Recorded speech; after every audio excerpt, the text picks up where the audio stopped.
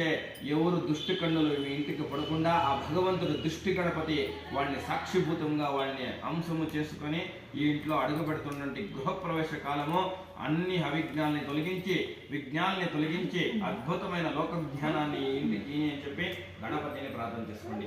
శుక్లాంబరధరం విష్ణుం శశివర్ణం చతుర్భుజం ప్రసన్నవదనం ధ్యాయే సర్వ విఘ్నోపశాంతయే తజే అగజానన పద్మార్కం గజానన మహర్నిశం అనేకదంతం భక్తానాం ఏకదంతముపాస్మయే ఘం గణపతయే నమః.